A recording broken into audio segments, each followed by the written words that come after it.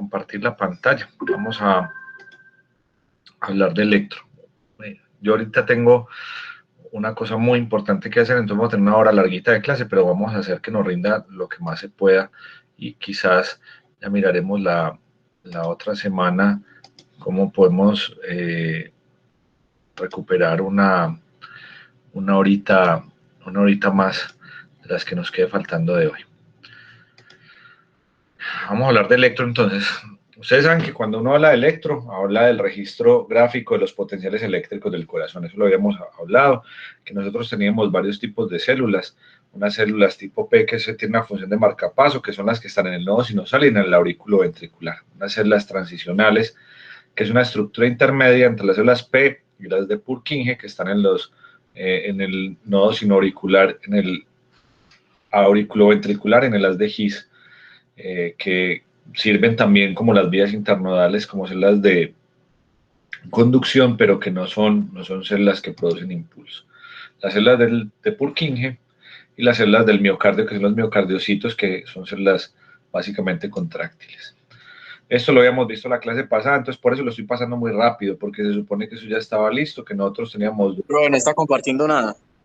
Ah, ¿cómo así? Sí se ve. Sí se ve. Sí se ve, pro. Sí. Sí, ahí se ve. Ah, bueno. Entonces, en la clase pasada habíamos visto que había un sistema intrínseco del corazón, que había un nodo sinusal o sinoatrial, o el nodo de Keith-Flack, el de Ashcroft-Tawara, y las otras vías esas de conducción que nos la habíamos aprendido, las de Bachmann, las de Torel, y todos esos nombres que les habíamos dicho, pero que no nos los íbamos a llamar por los nombres de los que lo habían descubierto, sino que los íbamos a llamar por el nombre que tenían, nodo sinusal, vías internodales, que habían dudas de que eso existiera realmente, pero que sigue siendo aceptado, el nodo aurículo ventricular, el tronco común de las de His, las ramas, una rama derecha y una izquierda, a su vez la izquierda con dos fascículos, el antero superior y el posterior inferior, y ese era el sistema eléctrico de conducción.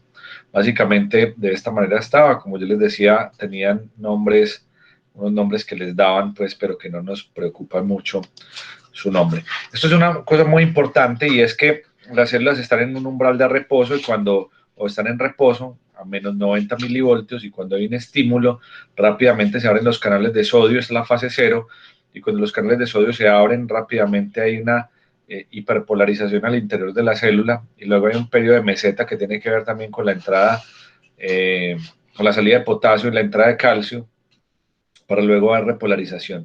Esa es la diferencia entre una célula contráctil y una fibra rápida, y esto es más o menos lo que se demuestra entre la actividad eléctrica que podemos observar entre la P, el QRS y la onda T, y esto es lo que ocurre.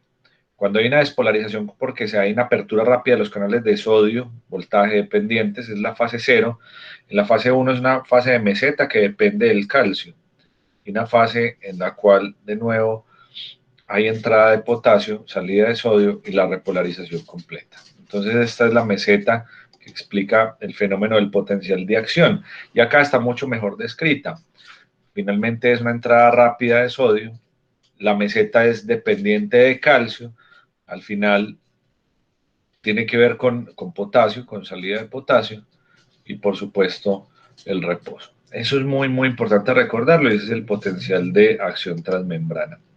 Esto es una gráfica que me encanta, que es de Netter, es una gráfica muy, muy vieja, pero básicamente describe cómo se ve el potencial de acción en las diferentes células, cómo se ven las células del nodo sinoatrial o sinusal, cómo se ven en el tejido de la aurícula, que es muy parecido a la gráfica que vemos, pero básicamente la gráfica por excelencia del potencial de acción es la del músculo ventricular, la que tiene la forma de la meseta, que es lo que varía pues como un poco. Pero miren que las de los nodos son células rápidas, donde la despolarización y repolarización es bastante rápida.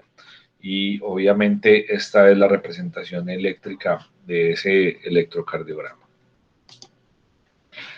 Una vez más, esto es la representación del sistema eléctrico de conducción, y acá les estoy demostrando cuando estas células son las que comandan, cuál sería la frecuencia cardíaca que podría ocurrir. Entonces, cuando el nodo sinusal es el que manda o comanda, la frecuencia cardíaca es para ir de 70, 80, pero a veces cuando no puede mandar el nodo sinusal, entonces le toca asumir el comando al nodo auriculoventricular. Y entonces en ese caso la frecuencia cardíaca es la mitad más o menos, de 45 a 50. En algún caso hay disfunción arriba y toca lo que llamamos ritmos de la unión o nodales y nodales bajos, y ya esos ritmos van a generar frecuencias de 40 a 45. Y por última instancia, cuando nada de eso se defiende, el último intento del corazón para poder defenderse son las células ventriculares bajas. Entonces, las ramas se pueden despolarizar o las células de Purkinje. Eso se llaman ritmos idioventriculares y generalmente son muy lentos. Son generalmente ritmos agónicos. Entonces, eso es importante. Repaso entonces. El nodo sinusal dispara entre 70 y 80, el aurículo ventricular la mitad, mucho menos el tronco común de las de His, y los ritmos producidos por el ventrículo, que se llaman ritmos idioventriculares, no tienen P y son obviamente un ritmo que aparece previo a la muerte. Estamos hablando de fisiología, estamos hablando un poquito de la localización de los electrodos, hay que poner bien los electrodos, esta es la localización habitual de los electrodos, que eso yo sé que lo saben bien y que lo han visto bien con los profesores que les han dado enfermería. Ustedes saben que el principio fundamental de la electrocardiografía es la construcción del triángulo de Einthoven. No se preocupen que el triángulo de Einthoven se construye no poniendo necesariamente los electrodos en los hombros, de hecho se ponen en las extremidades, ustedes bien lo recuerdan, y cuando uno le dice, bueno, si usted construye un triángulo, porque hay dos electrodos en los brazos y porque hay dos electrodos en las piernas. Básicamente uno de los que hay en las piernas funciona como un polo a tierra, pero el que está en la izquierda termina de cerrar ese triángulo de Einthoven, donde tenemos las derivadas del plano frontal, que van a ser ABR, ABL y ABF, de 1, de 2 y de 3. La única diferencia es que estas ABR, ABL y ABF son derivadas unipolares, es como si hubiera una camarita acá, acá en ABL es como si hubiera una camarita mirando desde acá y en ABF desde abajo, mientras que de 1 mira la diferencia de potenciales entre la extremidad superior derecha y la extremidad superior izquierda. De 1. De 2 mira la diferencia entre la parte inferior y la extremidad superior derecha. Y de 3 mira la diferencia de potencial entre la extremidad inferior y la superior izquierda. Por esa razón, una derivada que hace un barrido bien importante y ve bastante de las caras del corazón es D2, y por eso nosotros hacemos electrocardiogramas con un D2 largo. No vayan a creer que es con dedos largos, porque pues, por ahí hay un chiste todo flojo de los dedos largos cuando la gente no sabe de qué trata esa derivada. Entonces, pilas pues, también hacen electrocardiogramas con B1 largos, pero generalmente y por tradición se hace con dedos largos.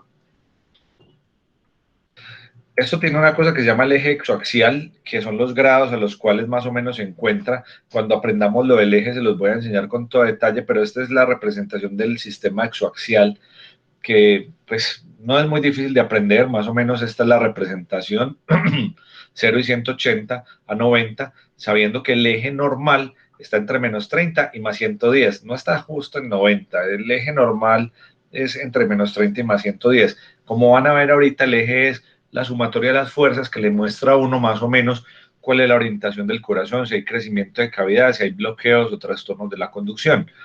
Entonces, más o menos ese es el valor normal. Ahorita vamos a aprender a calcular lo que realmente es muy, muy fácil. Entonces, ahí está la representación de lo que conocemos. ¿Alguno hizo la tarea? No se las voy a pedir, no me interesa siquiera. La tarea es para ustedes. Pero a ver cuáles eran las tareas que habíamos dejado. Por lo menos si me dicen qué habíamos dejado de tarea, estará muy bien. Y si no la hicieron, ni modo. Profe, leer el libro. A dibujar el electro. Y a dibujar el electro. Mirar cómo eran las ondas en cada una de las derivadas. ¿Cuánto medían? ¿Cómo les fue con eso? Profe, Bien. pues yo casi, sí, uno encontraba, por ejemplo, lo de la Q era muy variable. Sí. Que lo que sabemos de la Q es que la Q nunca podía medir más de un tercio del QRS, si no se consideraba patológica. Exacto. Y recordar que la Q era la primera deflexión negativa, que la primera positiva es la R y la segunda deflexión es la S. Bueno, básicamente eso, lo de la Q no preocupa, pero ahorita vamos a ver valores, listo. Y vamos a revisar si los valores que ustedes tienen corresponden con los valores que yo tengo. Pónganle cuidado a eso, miren qué belleza. Esos son todos los segmentos y son todos los intervalos. Hay una cosa que es muy importante. Nosotros tenemos que conocer el significado del papel cuadriculado con la estandarización normal. La estandarización normal es a la velocidad normal a la que se toma un electrocardiograma. La estandarización universal del electrocardiograma dice que el electrocardiograma, o en este el electrocardiograma, corre a 25 milímetros por segundo y que 10 milímetros es igual a 1 milivoltio. Eso es lo que nosotros tenemos que saber. Entonces, ¿cuál es la estandarización del electro? 25 milímetros por segundo y 10 milímetros es igual a 1 milivoltio. Eso es. Entonces ya sabemos que todo lo que es horizontal tiene que ver con tiempo, y que todo lo que es vertical tiene que ver con energía, con milivoltios. Entonces, cuando yo les pregunto cuánto mide la P, entonces la respuesta sería en tiempo o en voltaje. Lo mismo el QRS, cuánto debería medir en tiempo o en voltaje. Y ya las otras cosas importantes. En este trazado, nosotros vemos también que tenemos que aprender varias cosas importantes, porque usted tiene que saber cuando le están hablando de un segmento o de un intervalo o un intervalo. Entonces, cuando hablamos de un intervalo, el intervalo contiene la onda a la que estamos haciendo mención. Cuando estamos hablando del intervalo PR, toma la P y llegamos hasta donde inicia el QRS. Yo sé que ahí empieza la Q, pero por nomenclatura se llama PR. No me pregunten por qué, porque parece que es muy bipolar. Uno diría, entonces el PR tendría que venir desde aquí hasta donde esté la R y no hasta donde empieza la deflexión de la Q, pero se llama el intervalo PR. El intervalo PR es muy importante porque es el que le demuestra a uno cuando mide más de 200 milisegundos que hay un bloqueo aurículo-ventricular, que eso está prolongado. Entonces, desde el principio de la P hasta que inicie el QRS, ya sea que tenga o no tenga Q, o sea, hasta que arranque este complejo, se llama... ¿Me puedes decir, es un bloqueo qué? Un bloqueo aurículo-ventricular, o un bloqueo AB, que así le llamamos. Mientras que el segmento no contiene la onda. Miren que el segmento PR no la contiene. Entonces, en ese segmento que no la contiene, pues obviamente no la vamos a tener en consideración, aunque tiene un valor normal.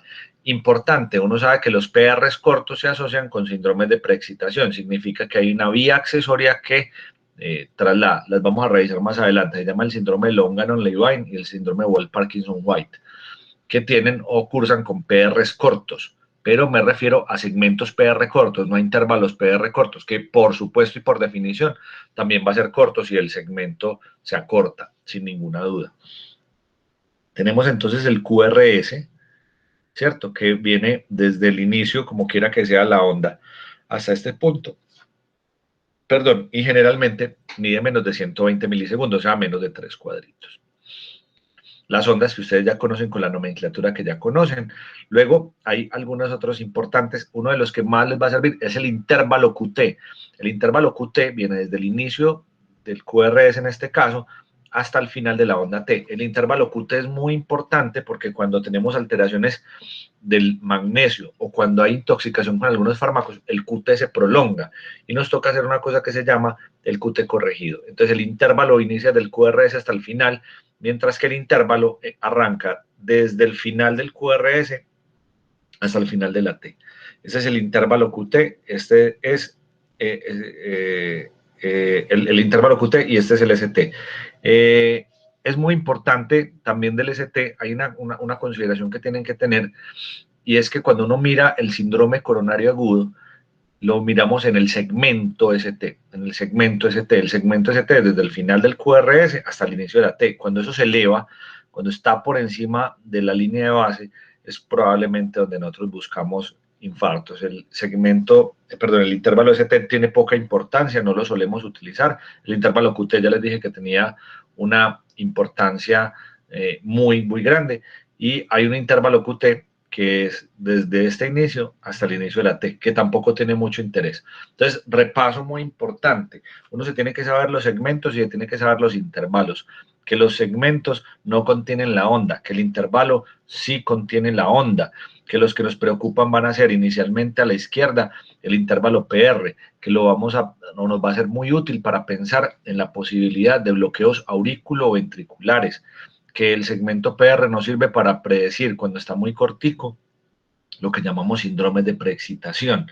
Luego sigue el intervalo QT, que viene desde el inicio del QRS, ¿cierto? Hasta el final de la T, que es el que se alarga cuando hay intoxicaciones. ¿Se acuerdan que la clase pasada habíamos dicho? Muchos medicamentos prolongan el QT. Cuando usted lea, que la cloroquina, que la citromicina, que la casponfungina o algunos antimicóticos prolongan el QT, significa que la actividad entre la despolarización y la repolarización se prolonga y aumenta el riesgo de una arritmia que se llama taquicardia de puntas torcidas, que se asocia a QT prolongado.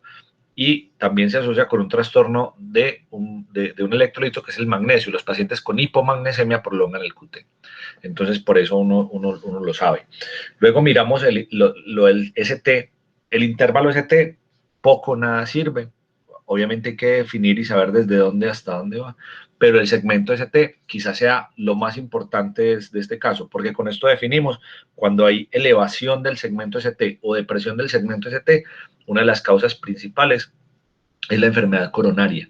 Cuando hay un síndrome coronario se eleva o se deprime el ST, y eso es una cosa. No es la única razón. Uno puede tener una cosa que se llama depresión del ST en cubeta cuando hay intoxicación por digitálicos, digoxina, por ejemplo.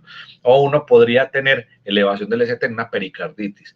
Lo vamos a aprender a hacer. Pero lo importante es que más o menos se vayan familiarizando en dónde están las cosas. Entonces, de esta diapositiva nos tenemos que quedar con los segmentos, intervalos y el nombre de las ondas, que eso sé que lo saben, y la estandarización del electro y cuánto vale cada cuadrito, cuánto vale cada cuadrito horizontal y vertical.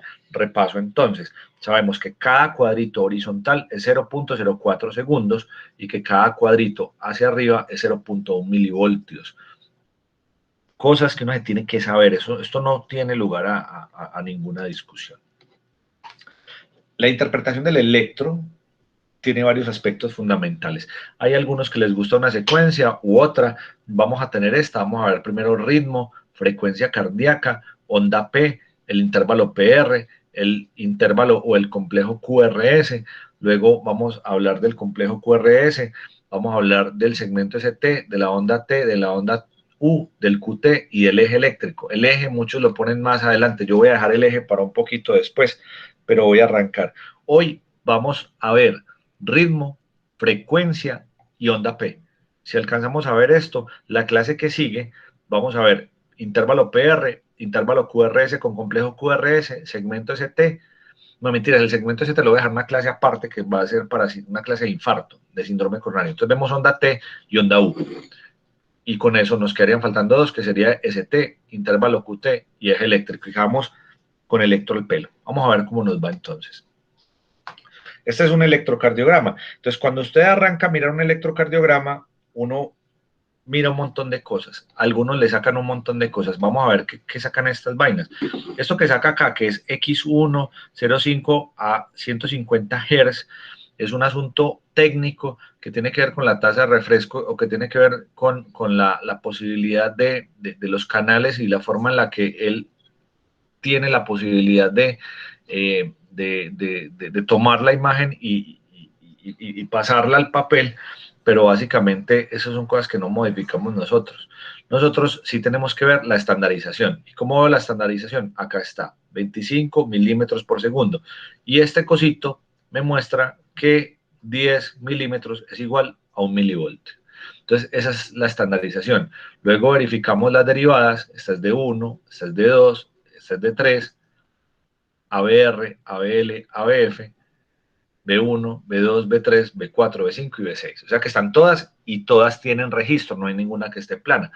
Entonces, lo que sigue a continuación, después de que vimos que todos los aspectos son satisfactorios, ¿y qué es? Que tenga las 12 derivadas, que haya una línea isoeléctrica de base, que obviamente pues esté corriendo a 25 milímetros por segundo y que tenga el voltaje apropiado. Cuando eso está listo, verificamos el ritmo. Primero tenemos que establecer que tenga ritmo sinusal. Y para tener ritmo sinusal, ¿yo qué tengo que establecer? Primero, que haya una onda P positiva que preceda a QRS en D2. Yo miro en D2, miren en D2, es la más fácil. O si la quieren mirar en B6, hágalo, pero uno generalmente viene y mira en D2. Alejo, esto parece un 3. Lo que pasa es que aquí hay una rayita de estandarización que mire que está en todas. Está acá, está acá, está acá. Miren acá, acá, acá, acá, acá y acá. En todas está. Entonces esa rayita lo pone a no confundirse. Esto parece un D2 y esto es un D3, pero no hay D4. Entonces este es D1, D2 y D3. Entonces, ponle cuidado. Una onda P positiva que precede todos los QRS. RR regular, QRS estrecho. Y una frecuencia más o menos entre 70 y 80 por minuto. Ese ritmo es un ritmo sinusal. Entonces nos tenemos que aprender los criterios de ritmo sinusal. Onda P positiva en D2. Que cada QRS esté precedido por una onda P. Que el QRS sea estrecho y que el RR sea regular a una frecuencia más o menos pues, baja. Uno puede tener taquicardias sinusales, pero esto es un ritmo sinusal. Es un ritmo sinusal, sin ninguna duda. Y lo buscamos y obviamente en todas las derivadas uno alcanza a ver en mayor o menor medida P's. Entonces, donde uno, ¿Me repetís, porfa, QRS precedido de P y qué más? entonces, uno tiene una onda P positiva en D2. El PR es cortico, ¿cierto? Siempre, siempre, siempre el QRS está precedido de una P. Siempre, siempre, siempre, siempre. El RR es regular. Está a la misma distancia. El QRS es estrecho y la frecuencia es más o menos de 70, 80. Entonces, cosas importantes, miremos, la onda P es positiva en D1, la onda P es positiva en D2, la onda P es positiva en D3, la onda P es positiva en ABF, la onda P es bifásica o casi no se nota en ABL, no pasa nada, la onda P debería ser negativa o tiene que ser negativa en ABR.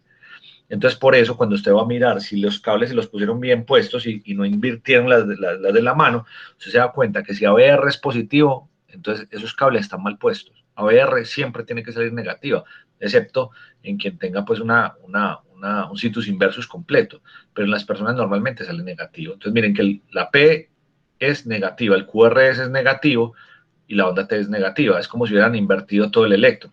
A diferencia de lo que pasa en B1, que uno podría tener en B1 la P positiva y tener R's más pronunciadas, perdón, S más pronunciadas. En B2 lo mismo, P's positivas, una R pequeña y S profundas. Y acá es donde se suele dar la transición.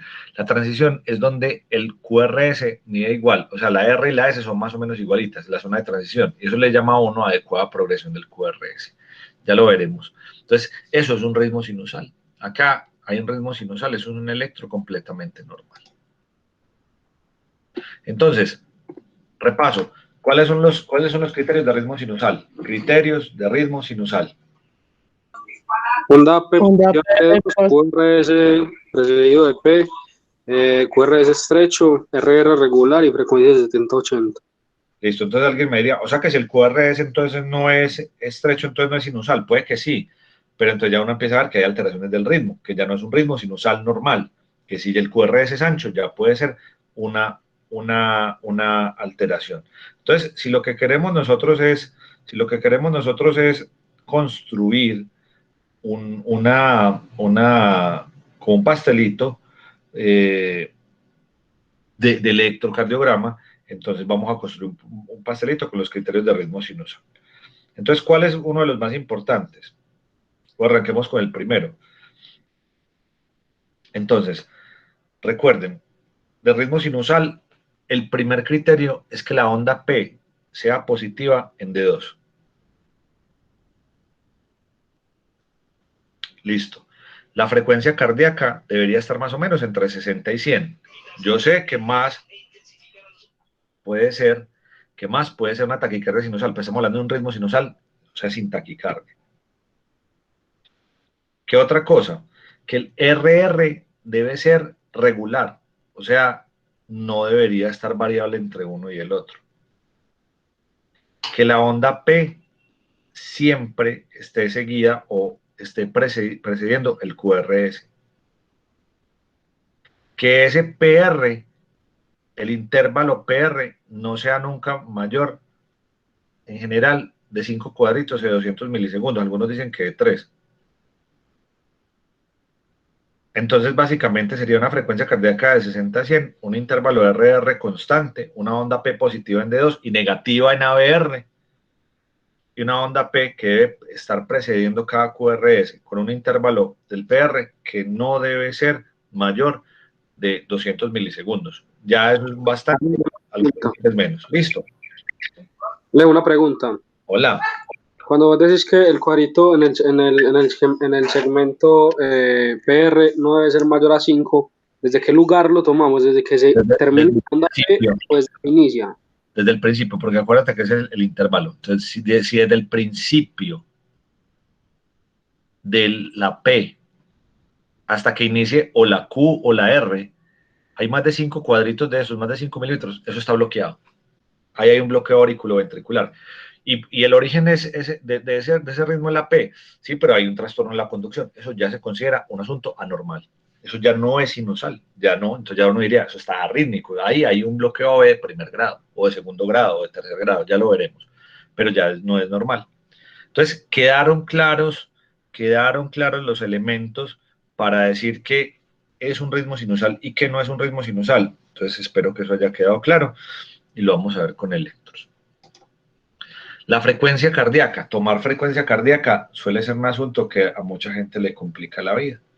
Ustedes, yo les había dicho una cosa importante. Cuando el electrocardiograma se toma, el papel, hace mucho tiempo, corría de un lado de la pantalla, hacia donde está la flecha. El papel corría hacia la izquierda y había una aguja caliente que marcaba las cosas, marcaba la P, marcaba el QRS y el papel corría. ¿A qué velocidad corre el papel normalmente? Y eso fue lo que quedó en la estandarización universal del electro. ¿A qué velocidad corre el papel? 25 milímetros por segundo. Tal cual, a 25 milímetros por segundo. Por eso podemos decir, sin lugar a dudas, que en todos los electros que nosotros vemos, cada cuadrito chiquitico equivale a ¿cuánto? 0,04 segundos. Exactamente. De alto, 1 milivoltio. Exacto, pero hacia arriba. Pero como estamos mirando la frecuencia, nosotros queremos ver cuántos complejos hay en el tiempo para poder establecer eso. Entonces, hay varias formas de hacerlo. La forma más fácil de medir la frecuencia cardíaca, la más fácil de todas, es que usted puede contar cuántos cuadritos hay de la R hasta la R y ese valor dividirlo en 1500. Entonces, si yo tuviera de acá hasta acá, ¿cuántos cuadritos se alcanzan a ver? Y dividan eso en 1500 a ver cuánto les da.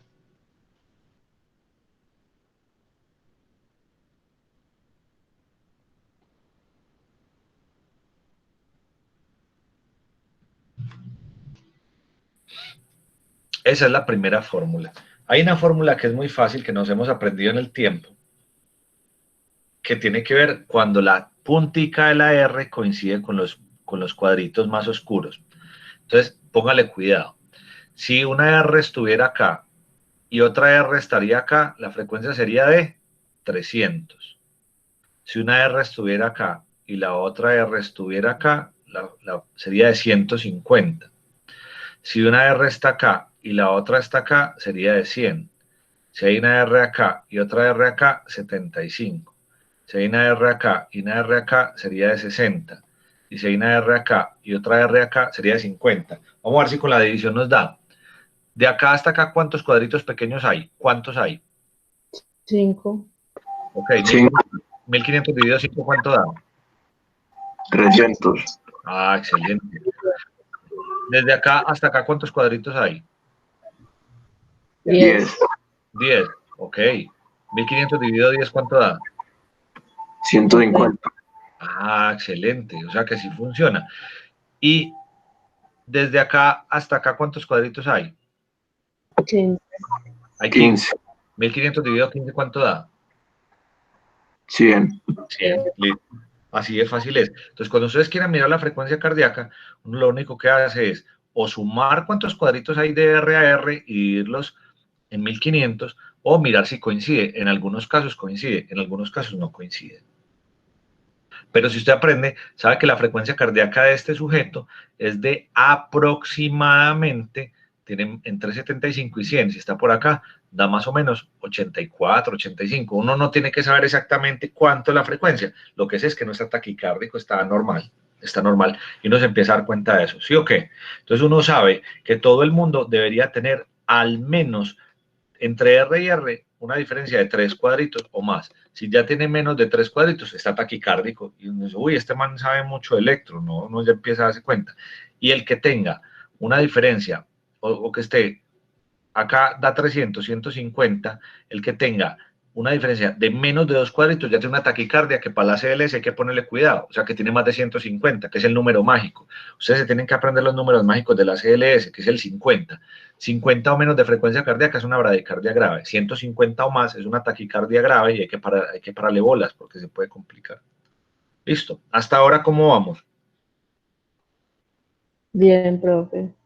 Ok, Profe, bien, tengo el miquito activo, pero bien. vamos, ánimo, ánimo. Ánimo, que esto es sencillo, esto no es tan difícil. Lo que pasa es que esto hay que hacerle mantenimiento, porque usted hoy dice, uy, parce, está fácil, y usted no lo vuelve a estudiar nunca más, y, parce, se olvida. Pero miren que hasta ahora es una cosa muy lógica. Póngale cuidado, pues, al asunto. ¿Qué pasaría si la frecuencia cardíaca no fuera rítmica, sino que fuera arrítmica? Espera, antes de pasar a la onda. Yo dejo de compartir la pantalla y busco un electro que me sirva para poderles hacer lo que les quiero mostrar. Mientras tanto, ustedes me van diciendo, ¿ustedes cómo se imaginan que eh, podemos medir la frecuencia cardíaca cuando el ritmo es arrítmico?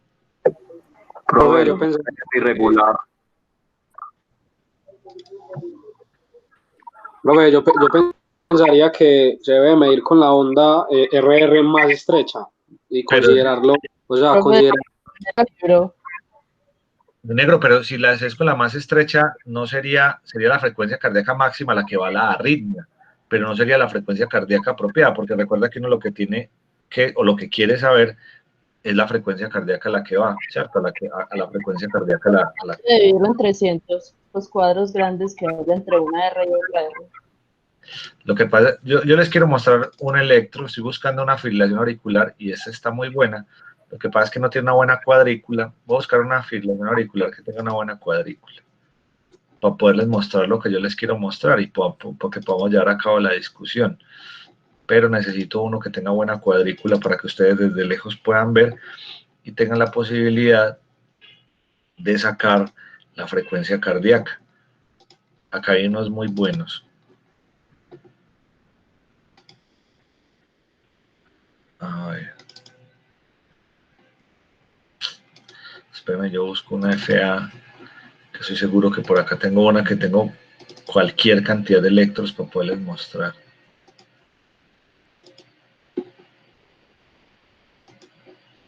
A ver, a ver, a ver.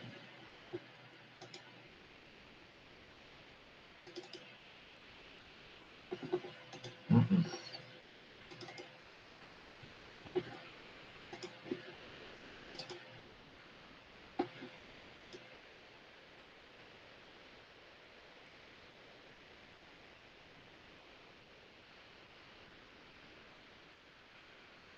A ver que por acá debo tener una de los...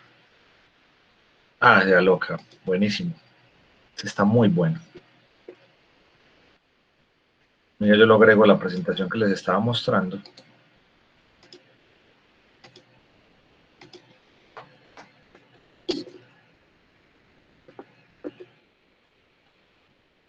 Para que lo podamos revisar.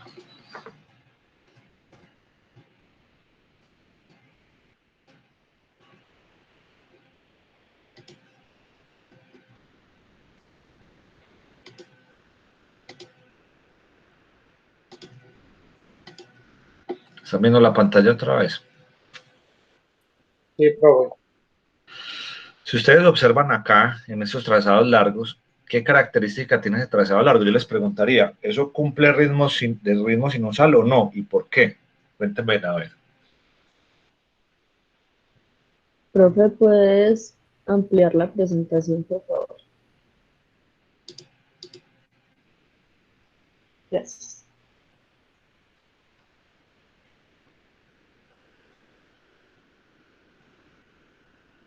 Profe, no es ritmo sinusal porque no tiene RR regular.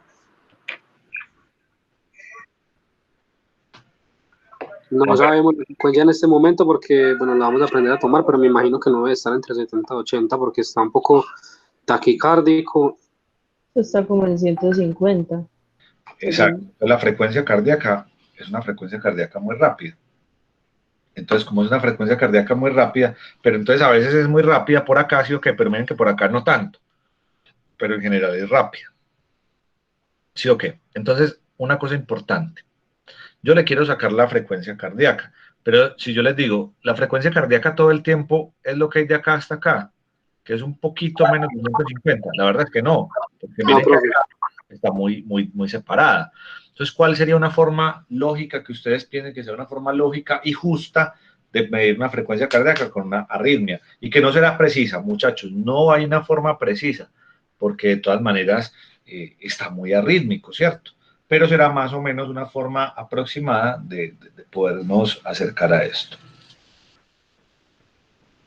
¿Qué se les ocurre, mis muchachos? Profe, yo creería que obteniendo 2 RR, o sea, 4 RR regulares, sacarla de ahí, creo, no sé. Odiar. No, no es una cosa descabellada. Lo que pasa es que no es tan sencillo. Yo lo tengo que poner pequeño para poderles dibujar sobre esto y recordarles una cosa. ¿A cuánto equivale un segundo? 0,04. No, no, A no. un milímetro. No, no, no. A un milímetro. Un segundo. ¿A qué velocidad corre el papel? A 25 milímetros por segundo.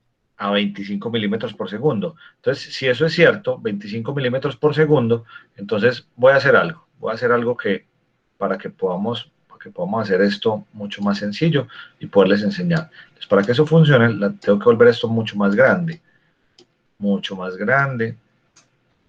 para que lo puedan ver. ¿Siguen viendo, sí o qué? 25 Sí, milímetros. 25 milímetros, ¿cuántos cuadros son de los grandes? 5. Ok. A ver que eso está muy delgadito. Yo necesito un trazado más grande para que ustedes me puedan entender lo que les quiero decir. Entonces, pongamos este. Entonces,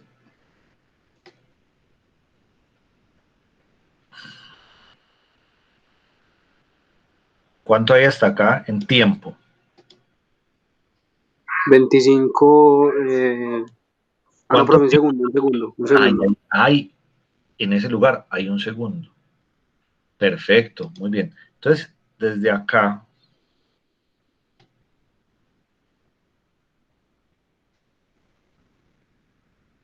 ¿cuánto hay ahí? 2 segundos. Excelente.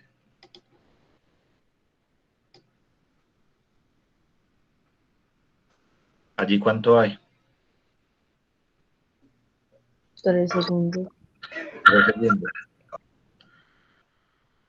Entonces, si yo lograra saber cuánto hay hasta 6 segundos, ¿qué tendría que hacer con los complejos por 6 segundos? Entonces, vamos a ver cuánto es 6 segundos, hasta dónde va. Acá van 5, 10, 15, 20, 25, 30 hasta acá.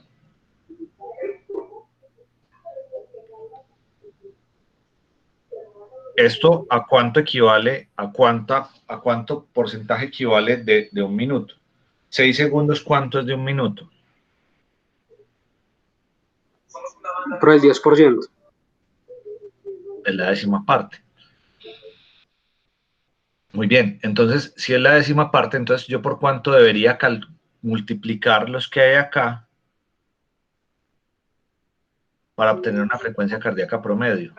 Eso era lo que explicaban en el libro, sí, que se contaba, pues que habían como unas divisiones en cada electro, que eran como unas rayitas, que cada rayita era 3 segundos, que había que tomar como el espacio de 6 y contar los QRS, y eso se multiplicaban por 10. Exacto, se multiplican por dentro. Acá hay 1, 2, 3, 4, 5, 6, 7, 8, 9, 10, 11, 12, 13, 14, 15, 16. 16 por 10. 160, profe, pero entonces, La o frecuencia sea, promedio es de 160, o sea que es una fibrilación de respuesta rápida. ¿Qué me vas a decir, Juan? que, ¿cómo vamos a saber? O sea, usted ahorita nos está diciendo que era aproximada, ¿cierto? Pero Sí. mira que, por ejemplo, en la fibrilación auricular que encontramos acá, los segmentos están separados entre sí. O sea, o sea, por ejemplo, digamos, si la arritmia en este caso no fuera una fibrilación auricular, sí, y fuera una bradicardia, pero estuviera rítmico también, entonces, ¿cómo se va a medir ahí?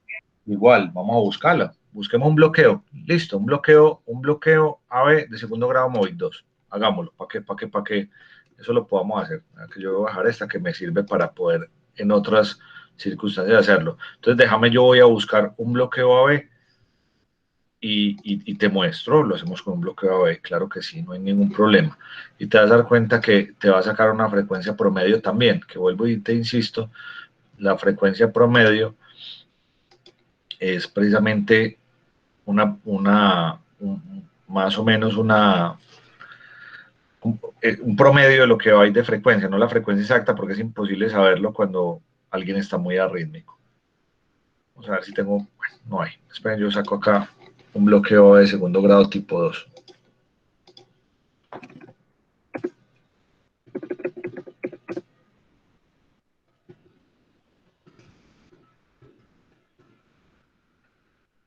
Segundo grado Movich 1. Que el Movich 1 sí está muy arrítmico.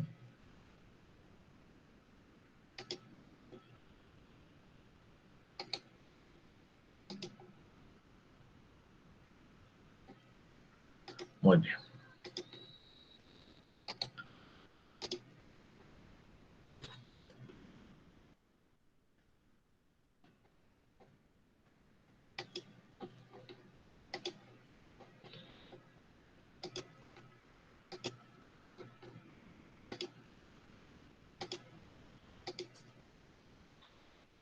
¿Este ritmo es un ritmo sinusal o no es sinusal? ¿Y por qué es sinusal o no es sinusal? Profe, no es inusual porque no todas las QRs están precedidas de una onda P. Eso es cierto. Acá no, listo, El suficiente. RR El regular. PR largo. Eso, y el RR es variable. Entonces, si yo les pregunto cuál es la frecuencia cardíaca ahí, por la técnica del RR no se puede porque es variable. Pues entonces vamos a hacer por la que nosotros aprendimos, que cuántos cuadritos tengo que tener en cuenta para poder lograr eso.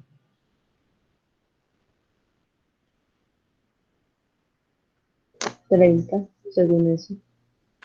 Exactamente, hay que contar 30. Entonces eso no es una cosa tan sencilla y uno más o menos ya después, pues más o menos no, uno siempre tiene que contar toda la vida para poder llegar hasta ese punto. Entonces arranque. Profe, esos 30 cuadros se toman desde el inicio de la derivada o desde que empieza la onda P. Mi negro, arbitrariamente. Usted toma desde un punto hasta un punto. Y en ese periodo de tiempo lo hace. Yo puedo arrancar acá, o puedo arrancar acá, o puedo arrancar acá. No hay una regla. No hay una regla. Entonces, la mejor forma, vamos a contar 5.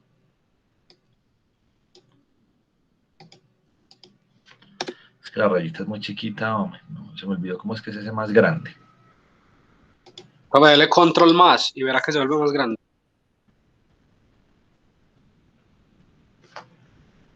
Entonces, dale Alt F4. No, Dale, profe, sí, el que dice no, por si funciona. en esta clase no se puede hacer eso. No, no puede hacer eso en la clase que quiera. Pues, ¿sabes cómo se puede hacer? Le doy acá clic derecho y acá puedo escoger la del color que quiera y creo. Qué desconfianza. Mírala ahí. Eso ya es otra cosa.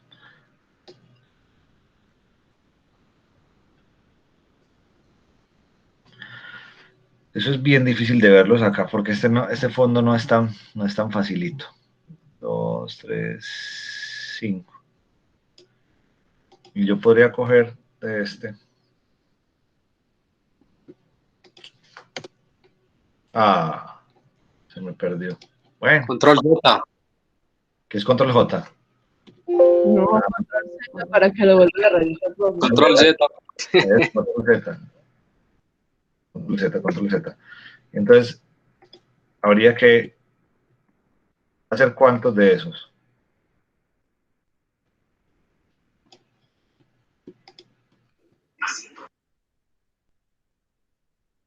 Aproximadamente, Seis, son 6. aproximadamente, sí, no, aproximadamente no. Seguramente 6 de esos.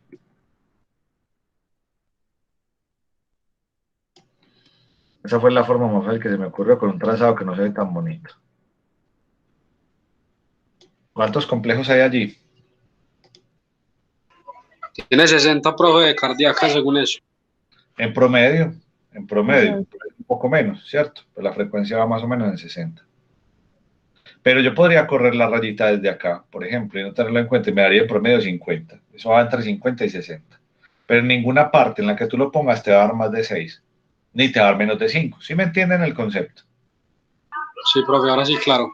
O sea, lo que yo te quiero decir es que si yo llego, bueno, si yo llego y hago esto, miren esto, ¿cuántos me da ahí? 1, 2, 3, 4 y 5. ¿Sí o qué? Ujú. Pero si lo incluyo acá, me da 6. O si yo incluyo este acá, me da 6. Pero acá, yo soy capaz de que me dé 5. Entonces, en promedio será entre 50 y 60. O sea, que la frecuencia ahí va entre 50 y 60, no modifica más. ¿Sí me entendieron todos? Sí, profe. Listo, muy bien. Entonces ya revisamos el asunto de la frecuencia, que no es un asunto muy complicado. Les voy a mandar unos electros para que le saquen, para que me digan si los aspectos técnicos son apropiados, si es sinusal o no es sinusal, le saquen la frecuencia y miremos las características importantes con lo que terminamos hoy de la onda P. La onda P tiene características muy importantes porque yo con la P puedo observar cómo se encuentra las aurículas, que es una cosa muy importante. Entonces, uno generalmente va y mira las características de la onda P en las derivadas de 2 y B1, donde generalmente en la primera parte encontramos lo que refleja lo que llamamos la aurícula derecha. RA significa right atrium, o sea, aurícula derecha. Y la LA es left atrium. En inglés, aurícula o atrium es lo mismo. Listo, para que lo tengan en consideración. O atrio, aurícula o atrial cuando se trata de lo mismo.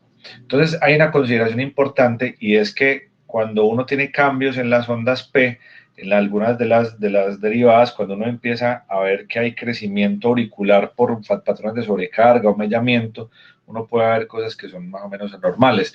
Entonces, los dos patrones más importantes los tenemos acá. Los patrones más importantes de las ondas, ustedes me los van a averiguar y me van a averiguar en qué patologías aparecen, y los voy a dejar de tarea. Hay dos ondas P patológicas que se llaman la onda P mitrale y la onda P pulmonale. Son dos muy importantes y aparecen en algunas patologías. Usted va y busca P mitral o P mitrale y P pulmonale y ahí mismo aparece. Eso es muy fácil, es una tarea muy sencilla, pero necesito que me la averigüen porque son las donde ustedes tienen que buscar y eso tiene una significancia. Entonces, importante, la onda P, ¿qué tenemos que saber? La duración de la activación auricular es de más o menos 0.06 a 0.10 segundos, o sea, entre 60 y 10 milisegundos, o sea que eso debería durar. El voltaje generalmente es de 0.2 milivoltios, o sea que una onda P debería ser más o menos de o hasta 2 a 2 cuadritos y medio máximo. Ese es el voltaje más o menos alto. Sí, Alejo, entonces, ¿qué pasa si el voltaje es más alto? Significa que hay crecimiento de las aurículas se han dilatado. ¿Y por qué se han dilatado? Porque probablemente hay hipertensión pulmonar, que es una causa importante, o porque hay una falla cardíaca asociada también a esa enfermedad. Así que ténganlo en consideración, que realmente eso es muy importante. ¿Cuánto deberían durar de largo? 100 milisegundos, o sea que no debe durar de largo, es muy fácil. 2 cuadritos y medio para un lado o 2 cuadritos y medio para el otro. Esa es la onda P. Una onda P que dure más es una onda P que es inapropiada. Listo. Esto es lo que dijimos que íbamos a ver hasta hoy. Necesito que me cuenten qué dudas, qué inquietudes, qué vamos hasta ahora, cómo van hasta ahora, cómo va Electro hasta ahora. Excelente. Por el momento está Sí, fácil. profe, una compañera Darling me dijo que si podrías enviarlo de la grabación de la clase, porque por ejemplo hay muchos que ya, por ejemplo yo desde ahora en adelante ya ningún jueves puedo estar en las clases, y No hay la problema. verdad es muy chévere. Les compartí la carpeta, entonces es muy fácil. Me dicen, Alejo, me escriben, alguien me había escrito en estos días y me olvidó compartírsela. Me escriben ahorita, Alejo, compartime la carpeta. Entonces yo les comparto la carpeta para que accedan a la carpeta donde están todas las grabaciones. El problema es que están todas, las de trauma, las de emergencia médica, está todo está ahí. Pero yo las tengo marcadas con el nombre, entonces dice EKG. Entonces la próxima clase será EKG 3, EKG 4 y así hasta que veamos todas las clases. Listo. Ah, bueno, profe, gracias. Bueno, mis muchachos, hoy acabé más tempranito porque tengo que arrancar a hacer una vueltecita, pero ya la otra clase vamos a avanzar mucho más con el electro. Hola. Una pregunta, pero no es del tema. Es que ayer en la reunión académica dijeron que el oxígeno se calentaba y eso a mí no me cuadra por ningún lado. Eso es muy difícil de hacer, mi negro, pero generalmente uno puede entregar oxígeno humidificado en los pacientes que están muy malucos. Lo que pasa es que nosotros no tenemos cómo humidificarlo. Nosotros no tenemos cómo entregar oxígeno humidificado, pero en Estados Unidos se hace, uno lo hace húmedo y tibio, pero no tenemos con qué. ¿Cómo se tibia el oxígeno? ¿Cómo? Hay dispositivos que entregan oxígeno y que tienen la posibilidad de calentarlo un poquito, que tienen resistencias. Entonces uno entrega el oxígeno a una temperatura más o menos de 30, 32 grados, que es muy, muy útil, pero nosotros acá no tenemos cómo. Acá el oxígeno lo entregamos frío. Obviamente, como lo entregamos, generalmente no se constituye en un asunto que modifique mucho la temperatura, ni que se aumente el riesgo de hipotermia, pero sí. Eso dicen todos los libros, dicen, usted debería entregar el oxígeno húmedo y tibio, pero no, uno acá es como humedecerlo, pero no como entibiarlo. Alejo, otra pregunta. Dime. En los niños, así, o sea, la duración, digamos, hablando de la onda P, cambia mucho. El electrocardiograma pediátrico tiene sus vainas. Aunque a mí no me gusta, voy a hacer una cosa. La última clase la vamos a ver de electropediátrica y voy a estudiar para poderles dar una clase a ustedes y para yo aprender que a mí la extraterrestrología no me gusta, pues voy a estudiar para enseñarles. Bueno, Alejo, Gracias, profe. De una. Bueno, vamos a tener la grabación y listo. Profe, muchas gracias. No, a ustedes. Muchas gracias. Y nos hablamos